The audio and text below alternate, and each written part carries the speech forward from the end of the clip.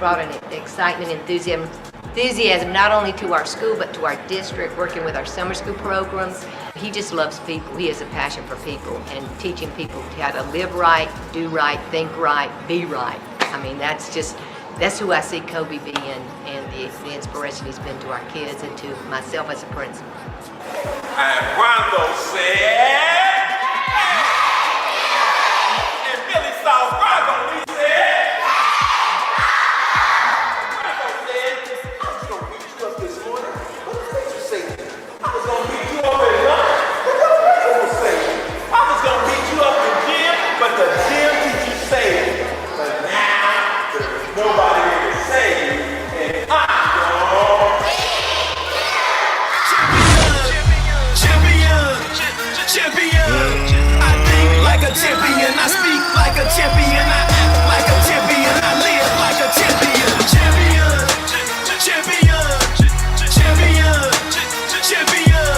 I think right and I speak right, I get my walk right too, cause when you live like a champion, this is what you gotta do.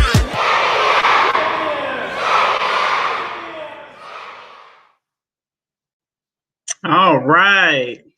That's how, I think that's the first time I've actually started one of these shows. So exciting.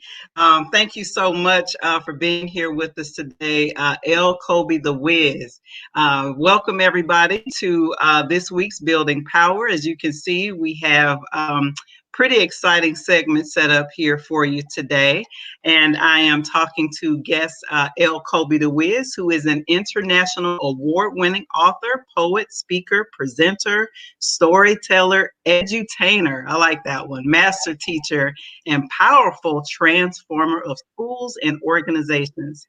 He ingeniously converts resistance to change into receptiveness for growth. He is a leading authority on helping schools and organizations cultivate relationships that support a healthy school culture and climate. Kobie works with schools and organizations where it is his goal to see them systemically operate at their very best so they can effectively impact those they serve. I am so excited to talk to you today because my husband actually reminded me about your amazing work. He spoke so highly of you. You guys shared a stage at a conference a couple of times with the Black Education Network. Yeah. And he reminded me that his favorite story was like, I guess you were new to a new school and you had a conversation with the principal and was like, give me all the kids who keep getting suspended and expelled and all of that, all the kids who are so-called unteachable or bad. I want all those kids. Yeah. Tell us a little bit more about yourself, brother. Welcome. Yeah. So I am L Kobie Da Wiz. I am a, like you said, international award-winning author, speaker, storyteller. That particular story, I was talking about how when I went out to Kansas. So I taught kindergarten in Cincinnati first. That's where I began.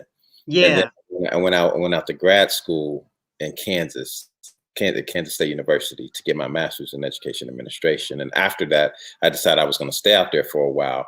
And so I was recruited up to Topeka, Kansas. They were looking for Black males, of course. And golly, this was almost 20 years ago now. This is crazy. But yeah, so I was recruited and he was like, man, we're looking for some Black males. We'd love to have you.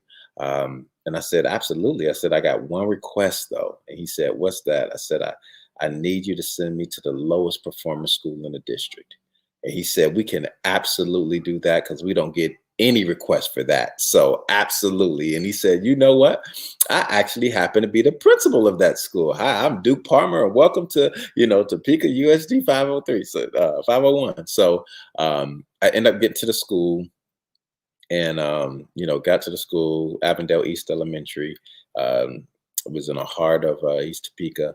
And, this was the early, teachers came in a week before and they were kind of doing and get the assignments and all of that stuff. And so I asked him, I said, Mr. Palmer, what was the grade that you guys had like a lot of trouble with last year? And he said, man, we had a really tough group of kindergartners last year. And I said, huh? He said, yeah, we had to suspend some of them. I was like, what? And so we were in a group, with all the, kindergarten, teachers. And I said, well, give me all of them. I'll take all of those. Give me all of them, that's coming into first grade. And the other first grade teachers like, he said it and he can't take it back.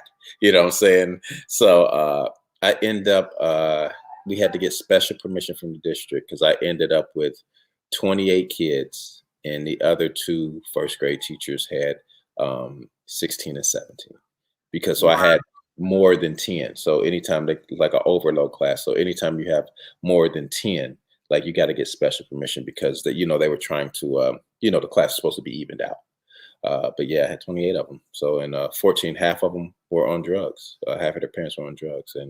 But at the end of the year, they were all reading on the third grade level. They all knew their multiplication tables of 12, and they all knew their place value to the trillion. So. No, you gotta dig a little bit deeper into that story. How did you now all the teachers that are watching this, all the parents that are watching this want to know how the heck did you get this group of kids, right, who were so unteachable, who were unruly that the principal admitted he had to suspend some 5-year-olds. Yeah, and I told him sauce? And I told him, I said, Mr. Palmer, I said, I guarantee you this. I said, you will not get one referral from my class this year. He was like, oh, Mr. Wilkerson, you're making a whole lot of promises. I said, I guarantee you, you're not going to get one referral from any of these kids, from my classroom. And, at the end of the year, I said, I need the first 2 to 3 weeks to do what I need to do, but just trust me. And in the end, I said, this is not my first time doing it. I did it before when I was in Cincinnati. So I understand where we're going. But it really is. I have a piece that's getting ready to come out. It's called Cultivate Community Classroom. And then I have Cultivate Community in the Classroom. Amazing. Let's talk about that. And then I have the 9 components of engaging instruction, right? That's going to be a course that's going to be available. And then, so we have some things, the first component of the 9 engaging components is teaching, explicit direct instruction in 7 to 10 minutes. So I have a bunch of videos that are going to be dropped starting on March 5th. And it's called, the 7 to 10 to win with L Kobie Da Wiz.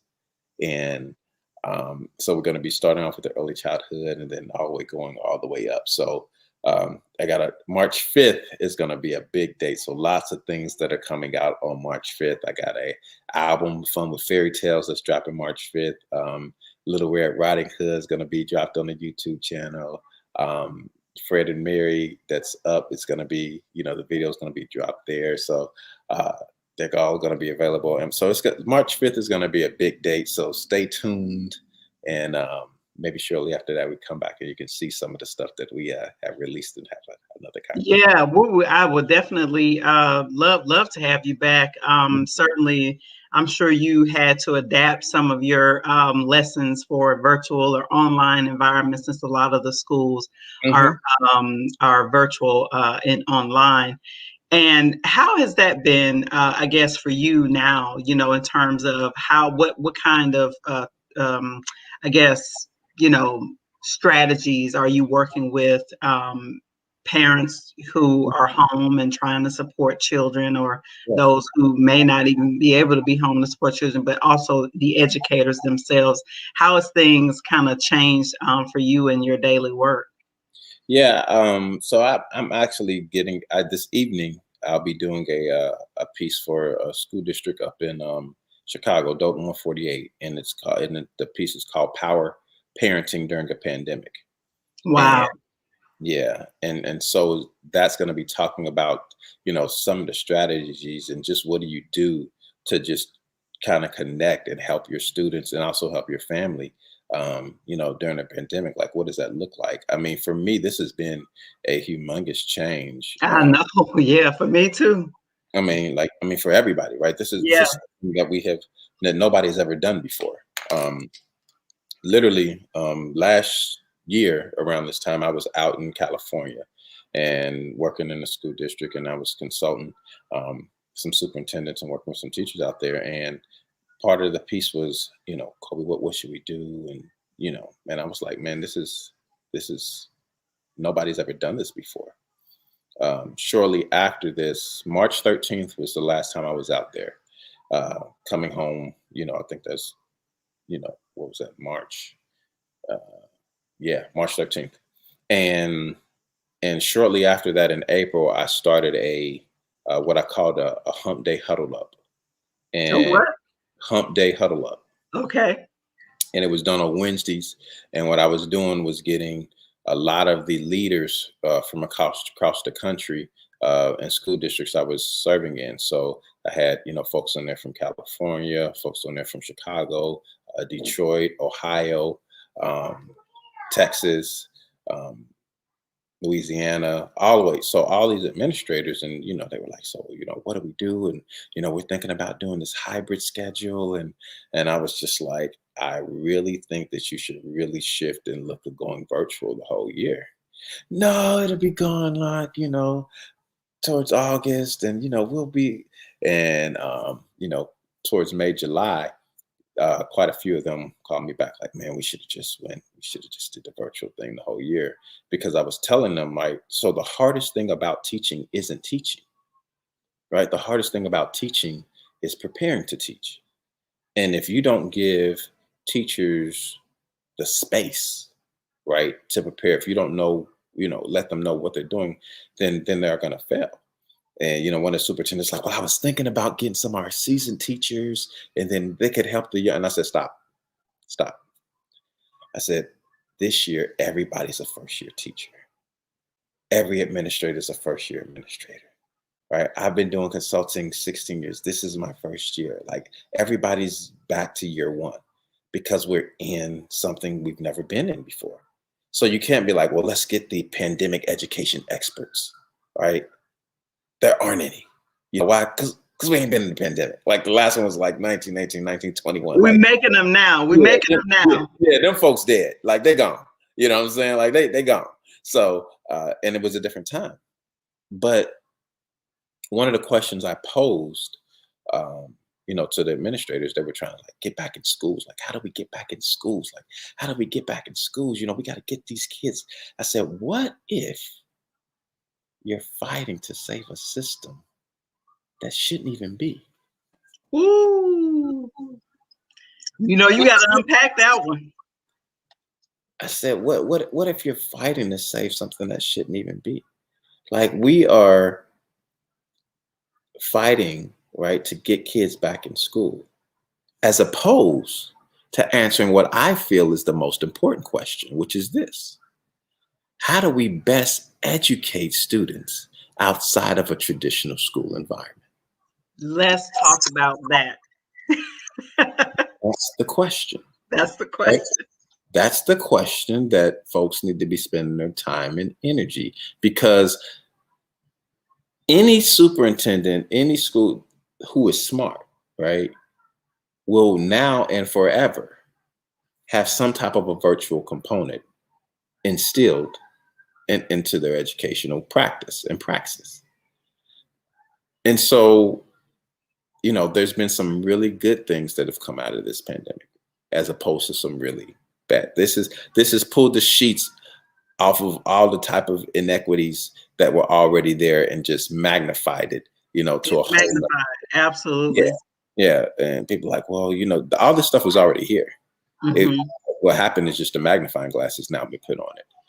When you start talking about equity, right, and access to resources, Wi-Fi, things of that nature, and no two places are the same. And so I think now we are really forced to think about, what does education look like in particular areas. So I have a superintendent working with down in Louisiana parishes. Okay. It's got like 6 parishes. 2 of the parishes been full-time since August.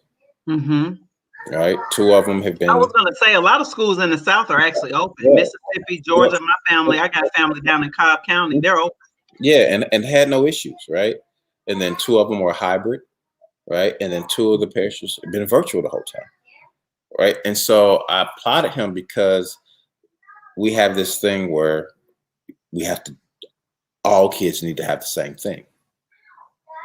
You know what I mean? So if these two parachutes are all in, why can't everybody else be out? You know what I mean? So, but he did what was best for the communities that he was serving. Okay. And that is, I think, the piece that we are now hopefully are going to address in some meaningful ways as we get ready to come out of this. My fear, and I don't want to be right? But I think I'm going to be right. You know what I'm saying? Is that we are getting ready to just go back to, a lot of people are going to try to go back to the way things were because, and this is the conversation that I had that a lot of people that aren't ready to have. There's a lot of money made in getting students to fail. Say what now? Well, let me rephrase that. I want to say I'm understanding what you're saying, but let me phrase that better. Okay. Okay, this is this is a better phrase. There's a lot of money to be made on students who don't succeed. And that's going back into schools, is your perspective. Like going back to schools, in-person schools, there's a lot of money in that system to make on the kids who don't succeed. There's a thing, I don't know if you all are familiar with it.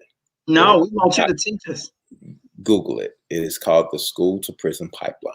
Oh, I'm an expert at that. That's how I got into this work. Yes. But what I'm saying is that it is a real thing.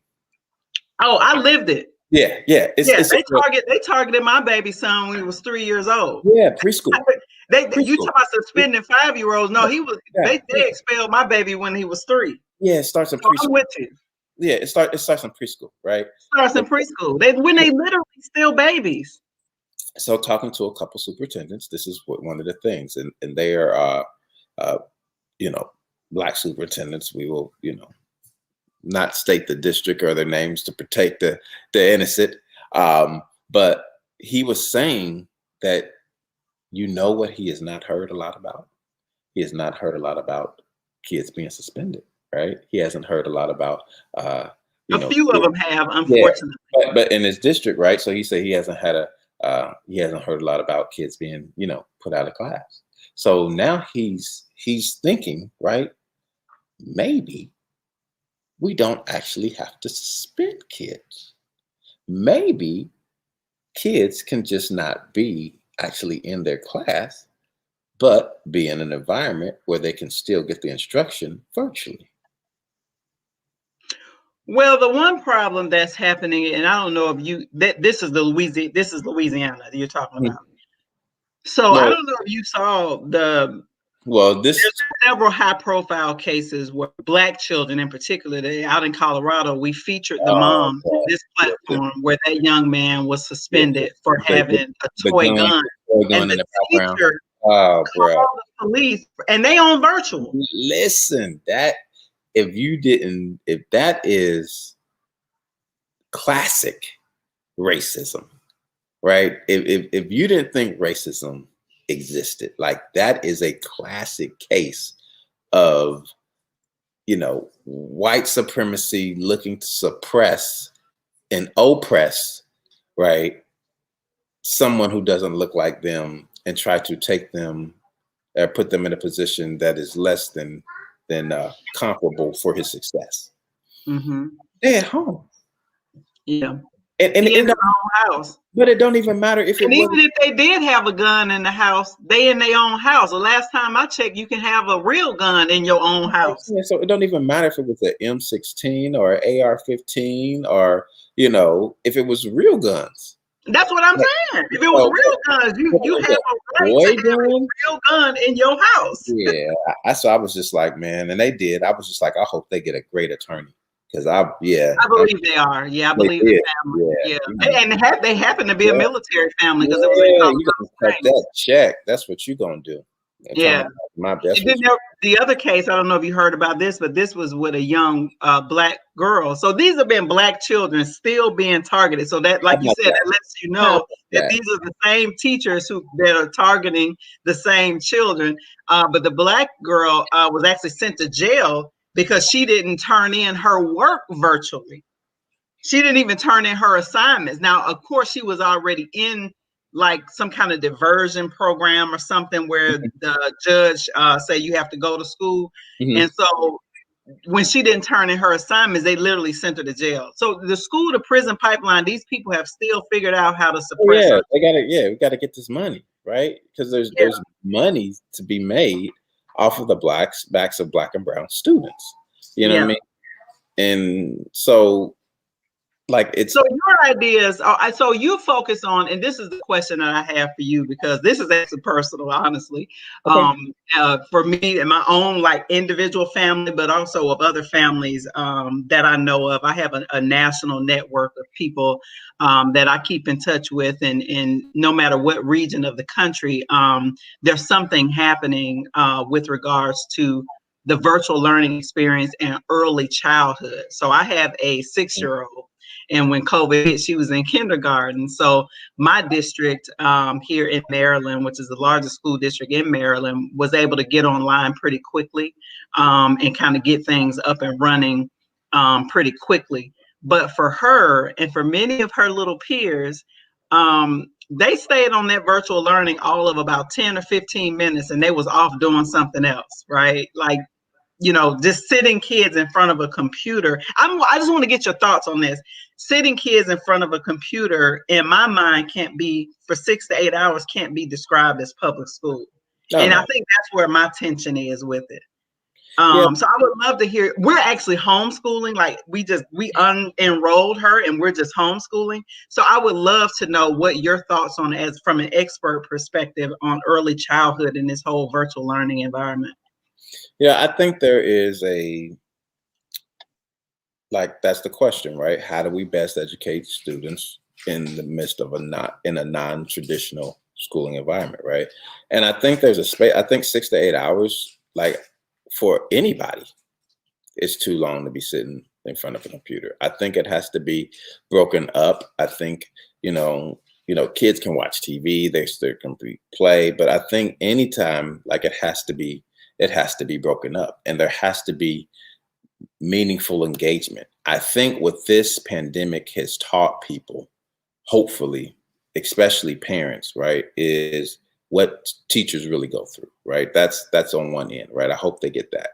But I hope, and I think people in general, like parents, educators, everybody, I think they have now recognized the social aspect of education that is super important, that wasn't really highlighted before, right? All of that interaction that happened. Unfortunately, there are children taking their lives. Not as young as my daughter, but there are a lot of children taking their lives. And it's needed at every level, right? It's needed at the early childhood level, because you need to learn what personal space is, right? And how you touch, and how you talk. And then it's needed in that elementary piece, right? So because how do you be in space, and how do you have conversations in the middle school and high school, and how do you work with people, and how do you get along with people who how do you disagree and not be disagreeable, and because you think different than me, I don't have to hate you, like all of these things, and in the hallway, and all of that, like, is important. And that happens just by proximity, because they're in the space. And I think now virtually, they're like, that's missing. Like, how do I replace that piece? So I've been working, with our teacher. My daughter's in first grade, Okay. and how do you just give them space just to talk and be kids, to share their screen and all of that stuff? And how do you be intentional about making that happen, just so that they can socialize in the school environment? Talk about their learning with the teacher not present. All of that, show and tell, where, I could look what I got. This is the game I'm playing. Just having them and teaching them to talk about that, because what a lot of stuff was happening right here. So I was, consulting a school district down in, Charleston area. Okay. And, he was like, Kobie, we're going to need some help with this virtual stuff. And I said, absolutely. I said, but I was working with you guys last year, right? He said, yeah. I said, and we had some teachers who were less than great. We'll say that. And he said, yeah. I said, you know what? I said, I don't think y'all really thought this through about how you're going to do this thing. He was like, tell me what you mean. And I said, so some of those teachers are less than great. Like, what were the issues? And he was like, well, we're talking about how they talk to students and how they handle students. I said, would you have been comfortable with parents of those students sitting in that classroom? Right. He was like, no, absolutely not. I said, bro, that's what's about to happen. Exactly. Parents are going to be. They can hear everything. I can hear everything with my 13-year-old. I said, what y'all have not even thought about is the litigation part. He was like, yeah, bro, I got to call you back. Let me get off the phone right now. I gotta make some calls. You know what I'm saying? Because they hadn't even thought about that part. You know what I mean? And I think that is a big piece of why, a lot of people, even parents, well, can I ask you about, I want to go back to that teacher thing though, because this is what I don't understand. And I know you're being professional when you say less than great teachers. I'm a parent, right? And I'm a very involved parent. I told you, my son was targeted, happened to be a white female teacher that targeted him when he was 3. But I have experienced those kind of teachers, right? Who are certainly less than great. Less than great. What I don't understand is, how do they keep their jobs? Like, why is it that, man, like, I'm with you. I'm with you in terms of the leadership needs to work with and teach and scaffold and like give them support. I'm all for that. I think all employees, if they're not doing what they're supposed to do, then you need to give them some support and scaffold them. But at some point, like, I don't understand how you have a whole 30-year career and everybody in the building knew that you were a less than great teacher. That's what I don't understand. Right. So now that we're in the virtual environment, I'm not gonna share, but I can tell which teachers who, for my son who is in the virtual, I can tell who are the master teachers, and I want you to define that for our audience in a minute. I know what Jawanza Kajufu calls it, but I know who the master teachers are, and I also know who the teachers are. It's like, yeah, I can hear them. Okay, yeah, just go here, and yeah, go do that, and I'll just sit here and wait and see if y'all got questions. Yeah, and see, that's the tough part, right? Because so this is the thing. Like, I'm gonna give you both sides of this. Okay. Please. Teaching is hard, I right? bet. Like this is what I was telling people, and this is what I was, when I was consulting administrators and superintendents. I said, you what I need you all to do is not plan for the best case scenario, right? Our scenarios, my wife is a master teacher. I'm a master teacher. We love education, right? And it's been tough for us, right? And we love this, like, this is how I eat. Like, this is what I breathe. Like, if I hit the lottery, hit 50 million, like, I'm still gonna be doing this work because I love it. But you know what I'm saying? But you got parents who have, 4, 5 kids who are high school, middle school, elementary, mid, you know what I'm saying? And they are, in a 1-bedroom or 2-bedroom apartment with, Wi-Fi that is less than, what it's supposed to be, you know what I mean? And I said, you need to think about those. So that's so all of that, right? And we're in a pandemic and we're not doing, in a space that nobody has ever been in. Amen. Yeah. So that's hard. But then you have people who are teachers who are already not great teachers. When they had a supervisor in the building with them, you know what I mean? And then you put them in it. Like, I got that call from principals, like, Kobie, what am I do? Like, this was in March. Like this was in March, right after due, April, May, and she was like, Kobie, you know, I don't even know what I'm gonna do. Like I got teachers who were not doing what they were supposed to do in the building, and now it's gonna be at home. Like, what do I do with them? Like, how do I hold them accountable? And I said, baby, like this year you're gonna have to just you're gonna have to let that go this year. Like next year we can talk about it, but this year, like you ain't ready. You ain't ready. Like you can't fight a war you're not ready for. Like you just can't. You're not gonna win. So you need to focus on where you can win at. But those teachers who are not doing what they're supposed to do and how do they stay there? There is a documentary that came out a little while ago, which is called Waiting for Superman. And those people who have not seen that, go find it. Apple Store, Google, Waiting. And it talks about, you know, special school districts, how teachers can be trash and still have a long career because of unions, right? And so it becomes difficult to hold people accountable in a space that they have never been in before because you don't have any parameters. Because here's the key, right? Here's the key. If the students are excelling at the same rate they are virtually as they were in schools, then that's a problem. Unfortunately, what we've seen from the preliminary data is that a lot of children are failing, but the failing part isn't necessarily the assignments, it's that many of the kids can't get on. They can't even get on in the first place. They can't get on, right? And then even when they get on, right? How do I make sure that I am teaching in a way that's engaging them, right? Because here's this piece, right? Montgomery County Public Schools in Maryland need to hire you straight up. But listen, this is the two-edged sword, right? The sword can cut and heal you, and it can cut and kill you.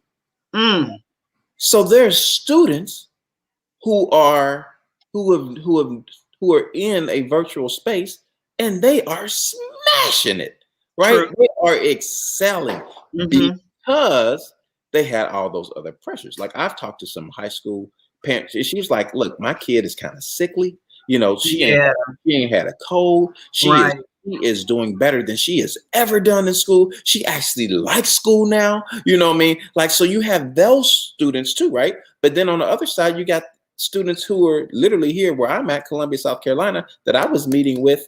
You know, I just in Walmart, they was at the thing, I'm hollering, and they're like 10th grade. I'm like, hey man, what's up, man? Y'all ready for school? Man, shoot, man, I'm making like $300 a week, bro. I might not even go back to school. And I'm like, okay, like why not? Like, man, I mean, I'm making money, and you know, my mom got like laid off, so like, you know, so I called the superintendent, like, bro, I don't even think this is even on your radar, bro. Like, you talking about, you know, getting kids in school, like you thought the dropout rate was something before, like what you think it's going to be now? You know what I mean? Like now they actually got some kids who are now the major breadwinners for their household. There's a report in Alabama actually that said, I want to say maybe 30,000 kids just disappeared from the roll. For what? Yeah. Like, I already didn't like school. And now you're going to require some effort from me? Like to like really get up on my own and like log in and, you know what I'm saying, do stuff because there are students, there are people, okay? I ain't even gonna talk about, they're teachers, they're people who need that social interaction to push them to get the stuff done. You know what this is great for? This is great for people who are independent learners, right? People who like learning kind of on their own, who are independent, like introverts. Oh, this is great for them, right? This is, I can do this because you know what? People like, man, I don't even like people like that anyway. You know what I'm saying? Like, right. I don't want to be around people anyway. They're like, great. You know, but for the people who like love people and love that interaction, like this is crushing them. This is killing them. You know what I'm saying? And they can't get their minds right Yeah. And that's the piece that we're not dealing with. Like, we can't get their minds right. And so while I am a firm believer that if there is ever going to be sustained and meaningful change in education, like, it's going to happen in the classroom and it's going to happen with and through teachers, like, but they're not ready. And colleges of education are doing a piss poor job at best in preparing teachers to encompass and deal with the students that they are getting ready to encounter on a daily basis. Like, they're failing. Like, and this is the thing that I talk about. Schools aren't failing kids. People are. Wow. People are failing kids, right? Schools are failing kids. People are failing kids. The adults, yeah. Because schools aren't made. Schools are buildings with chairs and windows and desks and that's what a school. But what really makes the learning happen is the people, right? And we have to deal with the reality of the situation, right? Here's the reality. And I can speak for this because I do the work across the country, right? I know you do, yeah. You know what I mean? And so this is, I have a perspective that few have, right? Because that's why I wanted you on here, because you have been a classroom teacher. I'm in the classrooms, I'm in the schools, I'm working with them. So when I was out in California, like I said, be doing this, and we were working with the school district where we were doing a new teacher orientation. 150 new teachers into the school district. One was Black. One.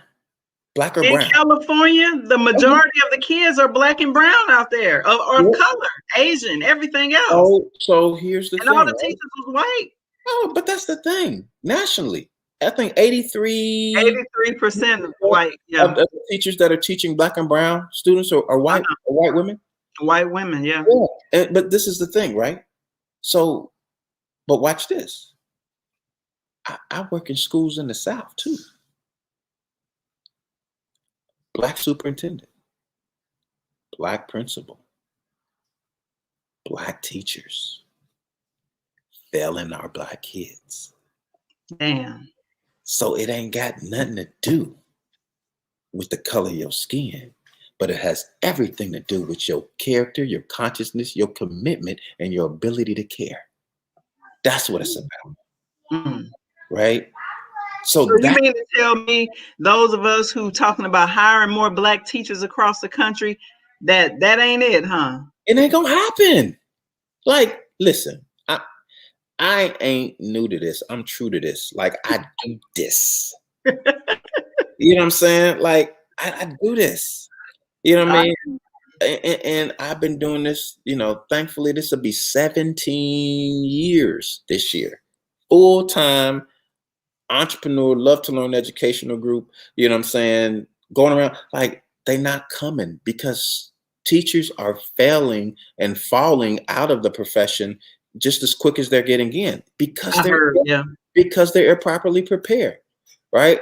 The missus is finishing up her dissertation, and it is talking about how, women, Black women are leaving the profession of education in 3 to 5 years. That's what her dissertation is about.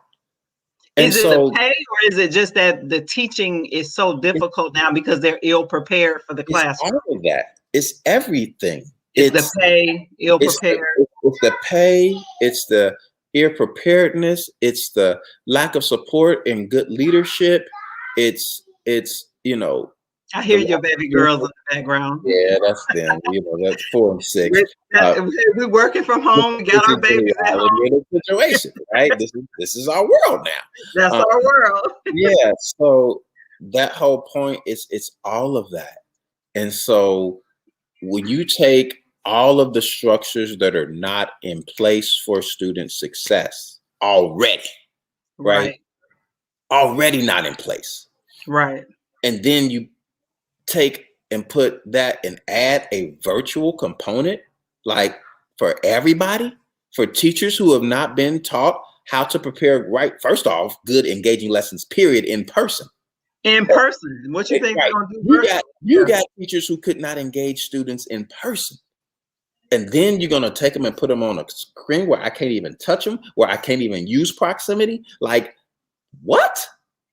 Like they don't know how to connect, like all of that. So, and then you're like, man, I don't understand why they're failing. Yes, you do. You know exactly why they're failing. Yeah, and they keep their jobs too. Yeah, but see, this is the thing. When I was talking to those superintendents, I was telling him or telling them, and I was said, just at the beginning of this, I said, this is a first year situation for everybody. I said, you're going to have some teachers who are going to excel at this. They're going to crush it. And you're going to have some teachers who are going to fail at this. And I said, but the problem is we don't know who those teachers are yet. I said, and then here's going to be the other piece. Once we find out who they are, right, it's going to be right around that October, November time. Now we figure out who our superstars are, right? Then they're going to be off 3 weeks. And then we're going to come back and they got to start again. Right? They doing that down there? They're not doing that where I live. They're off 3 weeks. No. Oh yeah. They was yeah. Mm-hmm. Wow. Yep. So they were out, and so then you get that. So you have all of that. You know what I mean? But the question is how do we engage them? One, for themselves, right? How do we make them feel like? Give them what they need, teachers what they need, where they feel like they can be successful. And then what do we put in place so that they can best serve students? And what I've been saying is like in this, what you got to make sure that you do is this is a grace year. Like everybody gets grace, or like a double service, like everybody gets grace. Like superintendents got to get some grace, like teachers parents got to get some grace. Like everybody's got to get some grace this year, because you cannot overstate the impact of being put in a situation that you have never been put in before. I would agree with that. And expect success. Like I agree with that wholeheartedly. Part of success, but also this, right? Now let's just get rid of this part. Let's just get rid of the learning part. Bruh, we are dealing with a pandemic where 500,000 people have died. Like that part mentally is like tough to deal with, right? And then like you being locked in a house, you know what I mean? Can't really go anywhere, like dealing with spaces and with your family who you may like or not like, don't start, or not love, like, and have to deal with that. Like all of that, you want me to deal with all of this. And you're like, now come learn. What? All of this, and you're like, come teach. What? Like, because I told the superintendents, I told them, I said, bro, if you are really trying to get students back in schools, then what you really need to do is look at getting life insurance policies on all your teachers. Damn. At no cost to them. And he was like, man, Kobie, what's that going to cost? I said, that's the wrong question. The question is, what's it going to cost you not to do it? Because nobody wants to be first. Nobody wants to have the first teacher to die. Right? Well, some have already passed. Right. That's what I'm saying. But this is or the first student. What we had a situation here. Teacher got COVID. Mm-hmm. Gives COVID to her mom. Mom dies. Her husband then dies. Damn. She dies. Then her dad dies. Wow. Kid left. Like, that's one story. Like now, how many stories like that have we not heard about? So you're saying is this year that we need grace, which I wholeheartedly, everybody gets it. Everybody. I told them this should be almost treated as a gap year. Like I told folks, like, I've heard people advocate that. You know who I feel like bad for? Like I feel bad for the people who are like seniors this year. Like, you know what I'm saying? Like, you know what I mean? Like last year. Seniors last year too. Yeah. Like I feel like, because like this was our daughter's first year in public education. Like, and I want to say, like, we, you know, I am an advocate of public education. I think that there's a lot of work in it to be done, but I think that it's like Neo, you know what I mean? Like, you can't fix the machine outside of it. Like, you got to be inside the machine, like dismantle the machine. Like, that's probably a whole nother, talk that we probably need to have. But this was our, and I didn't want her first year. This is her first year in public. And it's like, I mean, well, homeschooling has risen. I saw a yeah. report out of Texas and a couple of other, like we're homeschooling. And I'll tell you, I did it afraid. We were scared, but we didn't want to sacrifice. Like, my whole thing was, I'm gonna tell you, I had anxiety. Yeah, about illiteracy, right? Because I'm all for grace, and I've written several pieces where I'm like, you know what? I ain't forcing nobody to open those schools, because let's just be honest, these schools wasn't really teaching Black children that well before pandemic, right? So I'm done. But what I am advocating for, and I don't know where you are on this, but what I am advocating for is because something has to give at some point. Right? Oh yeah, absolutely. And I think that while I'm with you on this grace year, I'm also cognizant of the fact that we cannot have a generation of Black children or any children who can't read and who are illiterate in this 21st century world. Yeah, absolutely. You can't.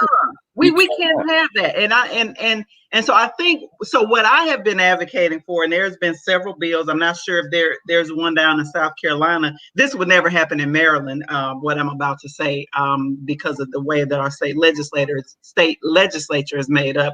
But there are bills that have been introduced in several states across the country that will actually give more resources and powers to parents when it comes to education. Because you already have plenty of parents who have pulled out. Some have disappeared, like the young man that you talked about is like, shit, I got a job. I'm making $300 a week. I ain't never going back to school. Never going back. That's an issue. The other issue is that you have parents who, this is the thing, parents who can't afford or who have rearranged their budgets, who are like, I'm paying for a pod. See, we're not talking about inequality in that. I'm paying for a pod. I'm going to homeschool, and my husband and I have spent $6,000 since August on educating our 6-year-old, because some of that means that sometimes, because we both work, even though we work from home, we need somebody else to come and watch her a couple of hours because we can't get no work done. Right. So all of that is happening. All of that. Families. The other piece that everybody seems to forget is the working class parents, right? The parents who are essential workers. And we know most of the essential workers look like us, Black, brown, and other people of color. So they're keeping our grocery stores open. Who you think keeping the restaurants open? All the working class families, they're not at home to oversee no virtual learning. So my thing is that for parents who don't have it in their budget as a cushion to pay $6,000 that we have paid to educate our daughter, right? We've hired a reading coach. She has a reading coach that she meets with. And we've also had to buy materials. We had to buy a whole curriculum, that we're working with and everything. So the suggestion I have is really goes back to what you said at the top of this program, Kobie, is why are we trying to go back to something that wasn't working really all that well for a lot of people to begin with? Why don't we have some conversation about the rearrangement? Now for families that virtual learning is working for, all due respect, keep it up. I'm not here to tell you take the money from them and don't do virtual learning. But for parents like me and for parents who are working class who don't have no money to hire somebody, right, to make sure that their children are learning while they're out doing their grocery store shift, right, they need some support in terms of having the extra resources to be able to make that happen. How can we just get creative about education right now? Because I don't think it's fair that teachers unions, where I live anyway, in Maryland and other places where, teachers unions have a lot of power, taking up all the space, wanting to give us one way to educate and say, oh, well, I don't know what to tell the parents who ain't got nobody to sit at home. And I don't care. I know I don't want to go back into the classroom and I want to get paid my full salary. So I don't know what to tell you. That's what I don't think is fair. For families who have to hire or want to put their kid as a part of a pod that they have to pay for, then we need to talk about some redistribution of the education dollars. Because if the buildings are not open, the buses are not running, why do you still need $13 a head in Maryland to educate a child? Well, that's the thing, right? So privilege is showing up. Yeah. Privilege is showing up, and that's what we're having to deal with now, right? Right. It's a class thing. Yes. Those who have Nobody's talking about it from that lens, and it's frustrating. But that's the piece that we really have to deal with. We have to talk about the classism that's showing up in education. That's also coupled with the racism. Yep. And so understanding all of that stuff, is a whole nother message, because you have people who are like, we good. Like we straight. The rich families are like, oh yeah, we just created a college. There was only $25,000. Yeah, they missed nothing, right? They were able to get private tutor. Yeah, private tutor. Or get 3 or 4 families. They come in and say, we're just gonna get our own private teacher. You know what I mean? And they'll come together, this house, like all of that. So they had found a way, because they had to. But then there are folks who literally don't have the mental space to think about that. Yeah. Like not even creating an excuse, but talking about the reality of the situation. Like, I am literally just trying to stay afloat, to make sure that we eat today. Right. You know what I'm saying? Like, we haven't even thought about tomorrow. Like, we're just trying to make sure we eat today. Yeah. And so you like, well, what about your kids' education? Like, if they can't eat, like, they ain't worried about nobody's books. You know what I mean? Like, I'm trying to make sure we got lights in this place, that we got water, so that when you go and turn it on, like, it comes up. All of those stuff that just life just presses on you, because there's businesses that are not coming back. Sure. Like, lots of people lost their businesses. Yeah. Oh gosh, like we had a sip and pay studio gone. Like, you know what I mean? But like early on, we were driving past restaurants where it wasn't even like, we drive past the signage gone, like all of, like, they are just, what was that? You know what I mean? Like, was that like gone? Right. So, and when we see that happen, we don't necessarily think about the families that impacts, right? Right. Business is gone. Okay, so the owners, but all the people that work there, the cooks, the sous chefs, the waiters, the bus boys, and then like the families that they have, like their kids, like where are they gonna live? Like, we haven't even seen, the real fallout of this thing yet. No. You know what I mean? Like, people are like, we haven't even really seen it, and it's coming. It is, and that's why I'm trying to get us to think creatively now, so that we can avoid more harm. So some of the things that are coming out of this are mini schools. I'm on Clubhouse. Micro schools, yeah. Mm-hmm. So micro schools are coming out of this. There are, like you said, there's some pods that are happening. So the people are getting creative, because they're understanding. But those people who are getting creative are those who have the space. They have the space and resources to do it. And the resources for the creativity to show up. And so, we've got some good leaders who are really thinking about, the folks that it's impacting. But this is a big problem, y'all. Like, I just don't want us to lose the fact that we need to have a collective responsibility to educate all children, right? And not to write off the children who parents that you described don't have the mental space to figure everything out, because I'm really sad. Like, I'm really sad about the kids who are home and they're not learning, right? They're not being engaged. They may not have access to the internet. And I'm also not going to have people do victim blaming on the parents who themselves are struggling. That part, right? Yeah, you can't. I have this saying that I tell with teachers, and they're like, well, how did you teach your kids? Like, they were all, you 14 of kids' parents are on, like, how did you do that? And I said, you could control only what you can control and nothing else. Like, that's it. That's all you can control. You can only control what you could control and nothing else. So I can't control that, right? But I can control 6.5 hours that they have in my class. right? I can set things up for them in the class. I can tell them, because as a teacher, you have impact and you have influence, right? Yes. And so what you have to help them to do, even at that age, is to help them to recognize that regardless of what your situation is, you got work to do.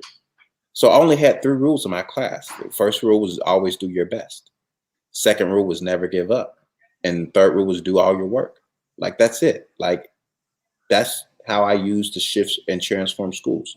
Because those You 3 also had to have a relationship for them children to trust you, because they had had experiences with educators who they knew didn't care for them as much as you did. Tell us about that part. How did you build the trust with the children to get them to trust you, to listen and respect you? At the beginning, I said, you know, and this is what I told them. I said, you guys are going to notice, right, that our class is going to be bigger than the other first grade classes. And the reason why our class is a little bit bigger than the other first grade classes is because in this class are all the smartest first graders in the school. Aww. Right? So, and this is the thing, none of you are going to fail this year. Wow. I held up a chapter book and I said, how many of y'all can read this? Knowing that none of them could. But how many of y'all would like to read this at the end of the year? I said, and when you all, right, give your best, don't give up and do it. At the end of the year, all of you all are going to be able to read this book. And I wrote a big number on the board that was like 1,600,000,000. How many of y'all can read this number? Nope.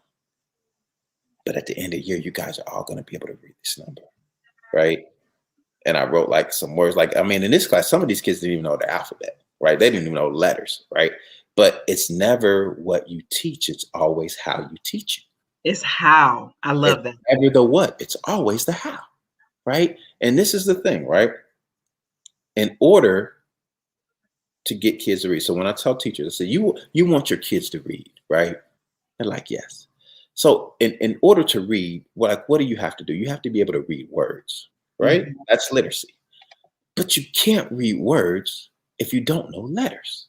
Right. So what do you have to have in order to read words? You have to have a relationship with letters, right? You have to know them first. So we learned our ABCs and we learned our ZYXs, and, we learned, the numerical representation of A was 1 and B was 2. And we learned that there's 26 letters in the alphabet, right? There's 13 in the first half and there's 13 in the second half, and 2 halves make a what? A whole, right? So we're teaching everything at the same time, right? Wow. So they learn their ABCs, they learn their ZYXs, so every day they came in, right? They wrote the alphabet, right? They wrote A, B, C, D, E, F, G, A. Then they wrote Z, Y, X, W, V, U, T. Then we wrote every other one, A, C, E, right? So then they did that. Then I would write, they would come in on the board. I just want you to write the 13th, the 17th, the 15th, the 3rd, and the 11th letter, right? So they have to, so when you got to know it, right? You got to know it intimately. You got to know what sounds it makes. You got to know when you put them together, like the sounds. So the blend. So that's how we did it. So like, how'd you get them reading? Like they had an intimate relationship with letters.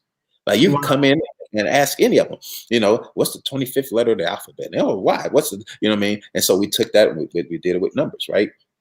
Because I'm talking to teachers now, like, you didn't learn that in your college education program. No, no education program. See, that's the L Kobie Da Wiz. That's what I call the Wiz way of learning.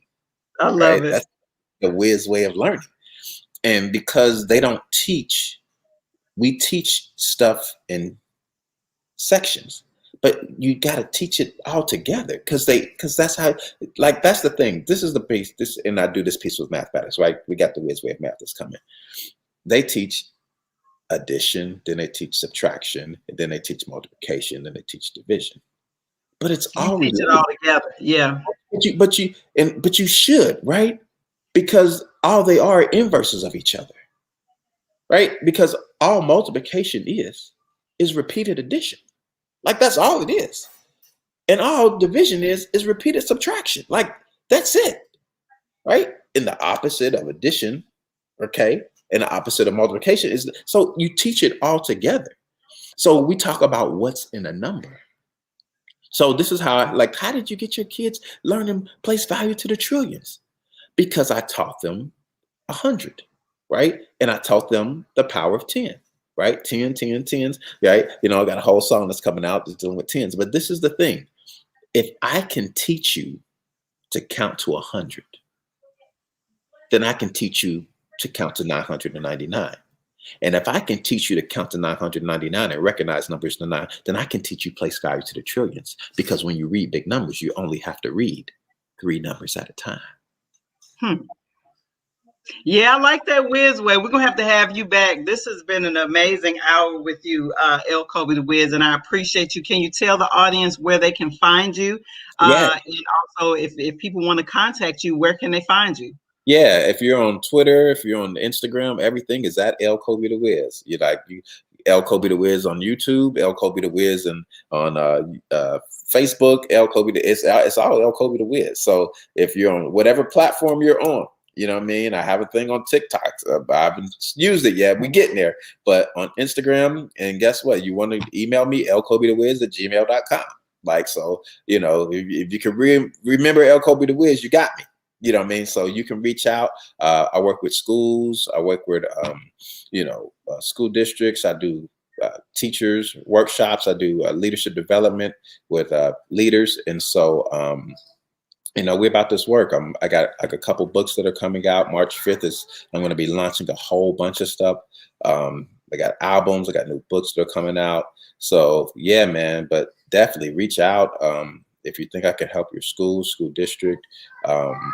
Like I said, we do all types of work, anything around education. Like I said, parent workshops. I do reading, writing workshops with kids, professional development with teachers, leadership development, all of it. So I'm all things education, spanning that P20 piece, but really focusing on that K through 8. I got some stuff that we do with high school, but I believe that K through 8 is really the foundation. It is, yeah. And we're missing. Yeah. Well, Hashem and I will definitely be in touch, especially since we are homeschooling Asada. So we'll reach out to you as well with some questions about that. So this has been great. Would love to have you back. Hopefully people will reach out and see about those books that you're dropping on March 5th. Yeah, we got some out too. My newest book is called Learning Happens Through Conversations, the 5 leadership lessons for masterful living. That's available on Amazon now. Definitely go pick that up. I wrote that book in 7 days. Wow. What's the title again? One more time. It's Learning Happens Through Conversations. Okay. The 5 leadership lessons for masterful living. Got it. We'll make sure the audience gets that, and it's on Amazon now for people. If you go to Amazon and type in L Kobie Da Wiz, awesome. We got it in the chat, so we made sure to put that out there for you. This has been great. We'll see you next time. See you next week, everybody. Take care.